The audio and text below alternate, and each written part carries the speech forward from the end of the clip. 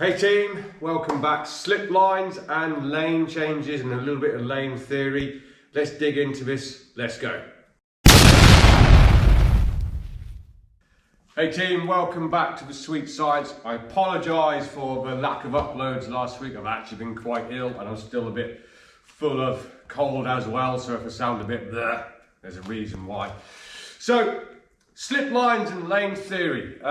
Stick around because I'm guessing no one's ever explained it to you like this before. Slip lines are a very, very good piece of equipment for you to get better at boxing with. They're cheap. I have a piece of rope. You can use a hand wrap or anything. And it's essentially helping you get your head movement and footwork together as well. But there's certain ways we should be using a slip line, which makes way more sense than when people are just throwing random things and moving. So we'll break that down as we go. So if it's the first time you're using a slip line, there's a few things that you'll need to know first. That's without doing any shadow boxing, just how to move up and down the line. And there's a couple of key skills that we need, and it's to do with footwork. And if you have missed the video on footwork, I'll leave a link in the description below. But you will need the up the diagonal line, movement step and recovery step, and you'll also need the lateral movement step and recovery step. So when we go forwards, we go up and over, and when we go to our right, if you're a right-hander, that's when we go lateral over to the side from there. Excuse me, I told you I was ill. And of course, you'll also need a roll as well. That could be just a duck. There's no reason why you can't just duck from here if you're lane changing, but you also will need some kind of body mechanic roll if you're going to put a punch on the end. The other thing you need to understand is if you are lane changing or exiting, there's a difference, and we'll show you that on the rope right now.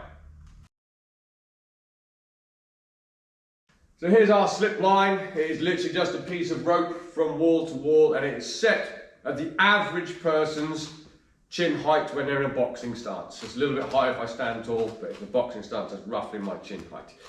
So what I mean by lane changing or exiting. So from here, my opponent's chin is this line. I am on their left side. Okay, so if I do a big roll, I've exited. There's nobody here to hit. Okay, that's a common mistake I see a lot of people making on a slip line. They make these big movements. You're like, who are you fighting over here? Your opponent's here. Nah, it's small movements. So you can do that as long as you realise you're exiting. Okay, when I'm lane changing, this line is virtually on my ear, and I've just lane changed. Okay, here would be lane 2. My opponent is dead in front of me. Now I'm on their right. I'm on the left. My 2 works great. My 3 works great, and a lane change. Now my jab works great. My 4 works great. And I'll show you how that builds into some movement as well. But first off, let's get us moving up and down the line if you've never done it before. So, in the previous section I said about you'll need the up and over movement and recovery step and the lateral, excuse me, a lateral movement and recovery step. What I mean by that, and we just said you don't want to go too far either. So how I get everyone to work the line in the beginning. If you can already do this, fine, skip ahead a little tiny bit and you'll get to the punching side of things. But the line is near my ear. Personally, what you're going to do is do a little inward roll like they're going to block a punch from here, and we're just going to do, because we're going to go forwards, we're going to go up and over to the other side of the line. So there is that footwork involved as well as that up and over. Key point, however far your recovery step, however far your movement step moves is exactly how far your recovery step moves. Common mistake again, people here, they do this for the first time, do a little roll, they do a little step with this one and they do a big step with that one, now you've lost your foundation. That's not just important, that is essential. Okay, your foundation has to go with you. So when we're moving forwards and to our left, if you are right hand, is opposite if you're southpaw. So when I'm going to my left, that's when I move up the line. I've moved up. When I'm going to my right, I'm going to go lateral so I don't break my foundation. Because if I move forwards now, I've broke my foundation. So now it's my lateral steps. I'm going to do a little turn, lateral. Little turn, up and over. Little turn, lateral. Little turn, up and over. It's the opposite when we go backwards. When we go backwards, I'm going to go down the diagonal line. So I'm moving back as I go to my right. So I'm going to go little turn, back and over. When I go this way, I'm going to go little turn and lateral. Look how close I'm staying to the line. Excuse me, so the first thing you want to get in your head is I don't want to be out here doing these big movements from here. I'm literally going to work the line going forwards, turn, lateral, up and over, lateral, up and over, lateral, up and over. And when I want to go backwards, I'm going to go back and over, lateral, back and over, lateral from here. That is the very first thing you want to try and get to be able to work a line properly and take your foundation with you, guys. So the next thing we're going to look at is obviously throwing some punches. We're going to concentrate on the straight shots from now. So, you don't have to stick to this rule, but if you stick with this video, you'll start to understand why I'm putting this into lane theory. So when I want to move to my left, I'm going to throw, from a right hand's perspective, throw a jab first. So my line is on my left hand side, I'll throw a jab, or a combination that ends in a left hand, and I'm going to roll to my left. Same thing applies when I go to the right. I'm going to throw a right hand and move to my right from there. Using the footwork we just spoke about, when I'm going up the line, I'm going to go up. When I go to my left, that'll be my up and over. And when I go to my right, that'll be my lateral steps from there. There's a good reason, in my opinion, probably not had this explained to you like this before, there's a good reason why we're going to the set. It's like I'm rolling underneath that last punch from there, and I'll make that more apparent as we go on. But let's have a look how we'd put that onto the line. So, putting some straight punches into our line work. Again, the line wants to be close to you. I don't want to be out here. Okay, this is my opponent's chin. So, I'm going to throw a jab, and I'm going to go up and over to the opposite side. It'll look a little bit like this. And of course, we could double it up. Change lanes from there. When I want to move to my right, I'm going to throw a right hand.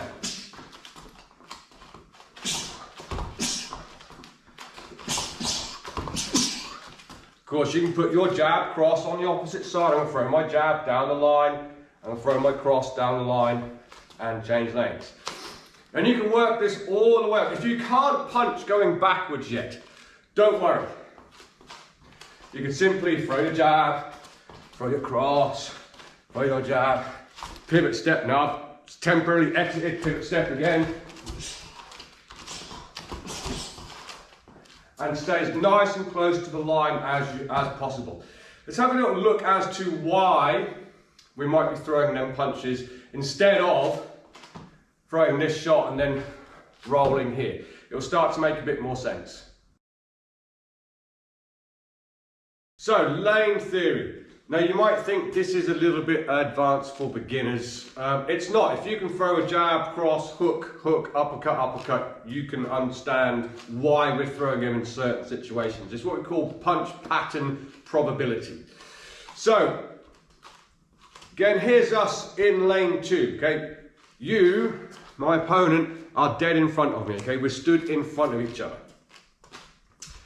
When I'm slightly to your right, my jab works very, very well. It goes straight down the pipe. My 2, not so much. It kind of comes in at a weird angle, and same on the opposite side. Here, my 2 will go straight down the pipe, and my 3 will work very, very well. My jab will work, but that's a really odd kind of rotation. But look at it like this. If I'm on your right-hand side and I'm throwing a 2 down the pipe, your punch probability is a 3 or a 7. Probable. It could be different, I know. But it's probable going to be a 3. So that's why I'm going to change sides, make you miss. Now I've changed lanes to the opposite side, your 3's gone over top of me. It's opened up a lot of things from here. When I'm this side, and I'm throwing either a jab or a right hand hook variation or a lead hand uppercut, your probable punch is going to be coming from the right, which is why I'm going to move to this side. The whole idea of lane theory is helping you try and make your opponent throw punches that you want them to throw and then capitalize on it rather than just standing in front of them and throwing anything for any reason.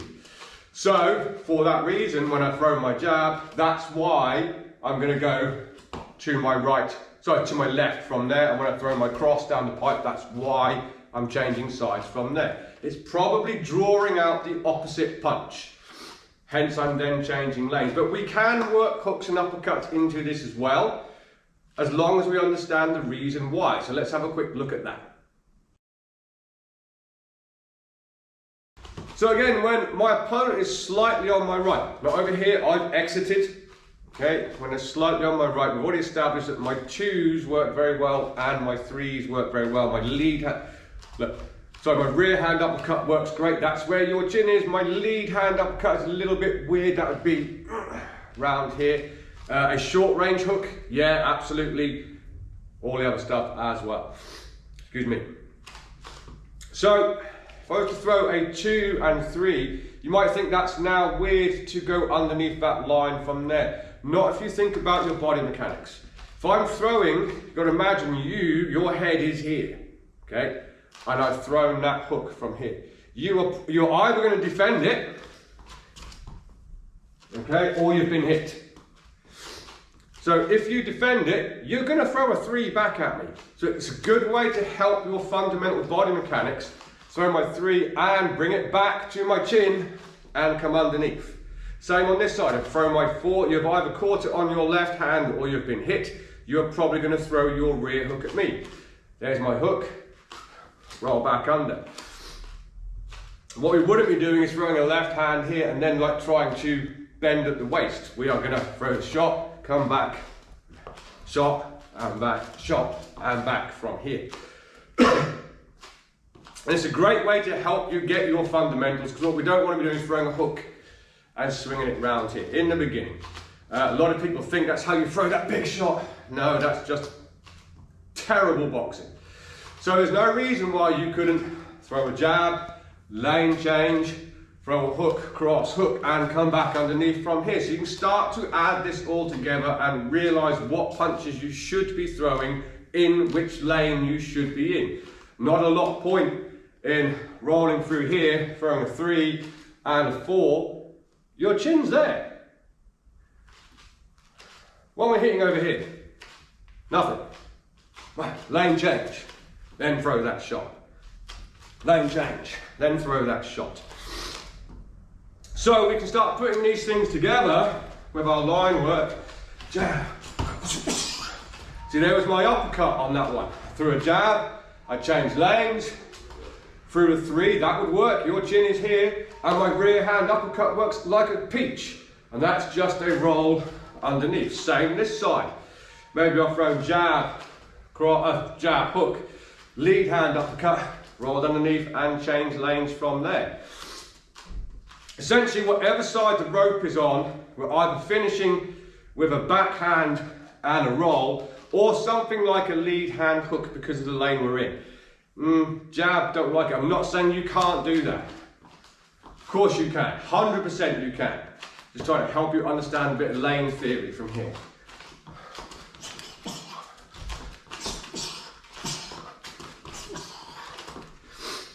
Excuse me, still not over this chest infection particularly well. So that's something else to add into your line work, team. So let's have a quick recap. When you're first starting, just work your rolls and your footwork and try and avoid these big movements from here. It's never going to be perfect all of the time. Okay, you're never going to have that perfect ear to ear every single time. Particularly when you start putting in a bit more speed and stuff, you'll probably find you'll be a bit over here. That's okay. Okay? That is okay. But you want to avoid, see all of the time, guys, and try and avoid it. People start with the line over here. So that would suggest I'm trying to spar with someone whose head is here and then I'm making this huge movement over here.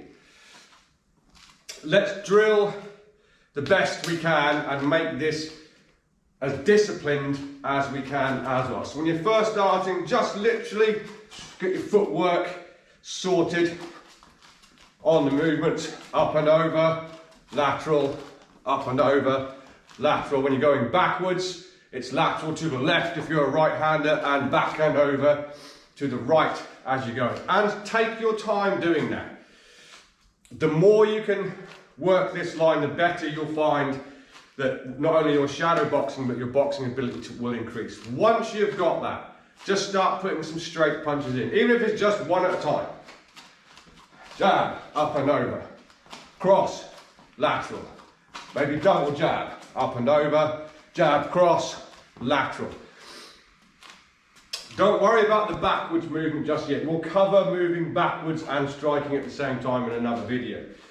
Once you can do that comfortably for a whole round, maybe start putting some hooks and uppercuts in. So again, excuse me, if I'm going to move to my left, and let's say I'm going to throw a hook and an uppercut, it's going to be a rear hand hook, a lead hand uppercut, and a roll under. This side would be a lead hook, rear hand uppercut, and under.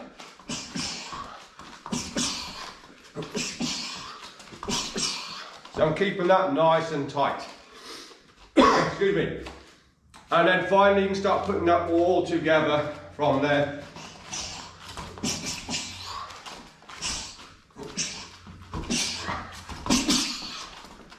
And just moving it around up and down the line. Such a cheap piece of equipment, you can literally put this anywhere. You don't have to have a boxing gym. 2 trees, anything, use a hand wrap, whatever. Get a line out and start using your movement as well as your punches, and I promise it's going to help improve your boxing team. Let's get it done. So there's a little look at some line work. I hope that came across okay. As I said, I am suffering quite badly with chest infection, although I'm a lot better than I was. Although I can hardly speak without coughing. But line work, it is, in my opinion, essential as long as it's done right and explained why you're doing it and why the punches that you'd throw. You can literally throw any punch and just move, and that's also going to help. But there's a reason behind it as well. There's a reason why when I'm stood in front of you, all these punches work. When I'm slightly to my left, your right, this one's going to work better. When I'm slightly to your left, that one's going to work better as well. Southpaws generally have a good understanding of this because they look to get that lead foot on the outside excuse me, of their opponent if they're an orthodox, which is essentially lane theory. It's a little bit to get your head round, but it's a good thing to get your head round as early as you can. If you liked the video, would really appreciate a like and subscribe. And any questions, put them down in the comments and I'll get back to you. Until next time, team, go train.